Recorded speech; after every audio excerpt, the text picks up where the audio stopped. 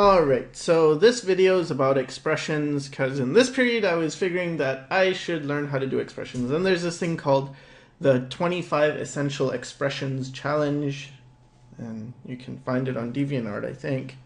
And so I just thought, okay, I'm going to do my character Ro and give her different expressions. And then I inked it, cleaned it up a bit, and then colored it. So I think this is a very good exercise because you learn how to do expressions. And the way I did it is I had a mirror and then I just looked in the mirror and I drew what I saw.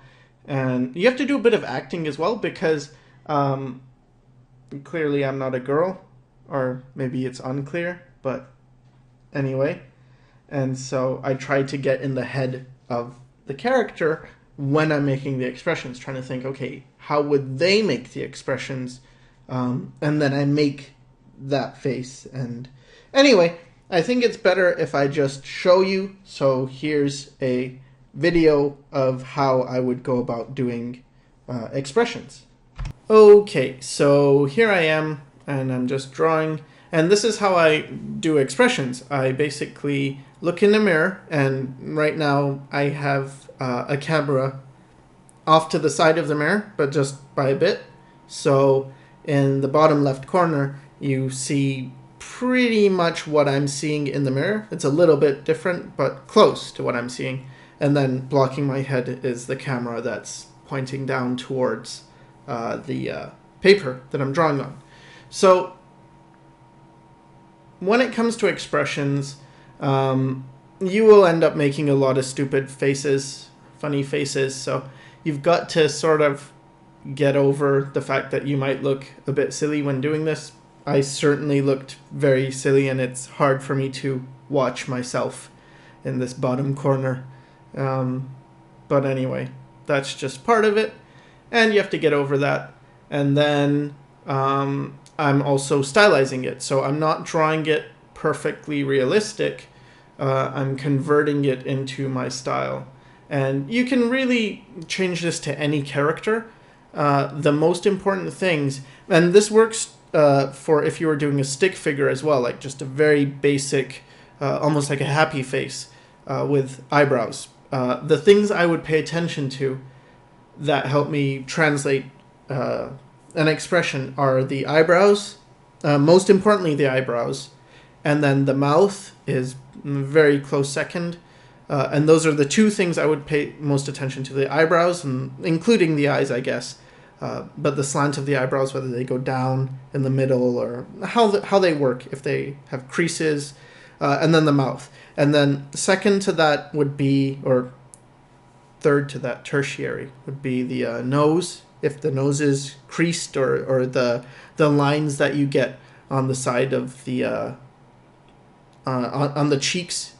That's important. And then the creases in your forehead, or wrinkles in your forehead. And then if you're drawing older characters, basically more wrinkles, like on the crow's feet on the side of the eyes. Those become important as well. But primarily, just look at the eyebrows and look at the mouth and see if you can get those. Because if you can get those down, most of it's done. And sometimes I will go into closer detail, like I did with the mouth, where I was unsure of, exactly what that looks like, and I wanted to figure it out more. And then, yeah, you just got to apply it to whatever character you're doing. So keep in mind the facial structure of that character. And I would say expressions aren't something that are really for beginners, because they already require you to, at least if you want to do it well, to know some facial anatomy and head structure. You should be able to draw a head fairly easily.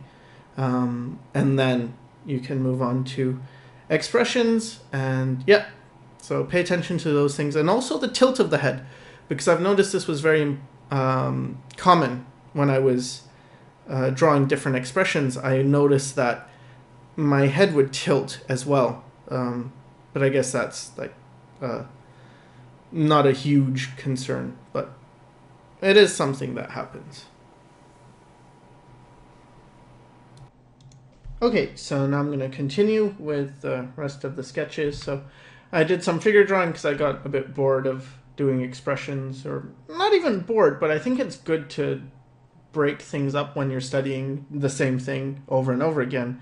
It's important to, refresh with different things. But then I went right back into expressions for another character, so I have to treat it differently. And I think this was very interesting for me to work out, especially for figuring out my own characters, what the differences are between drawing this character versus that character. How would they convey the same emotions? So this was kind of long and boring and tedious, but I think it's a good exercise to do. And I learned a lot from it. So in the next episode, I'm going to be working in a different program, and we'll see what happens in that. So hope this helped, and thanks for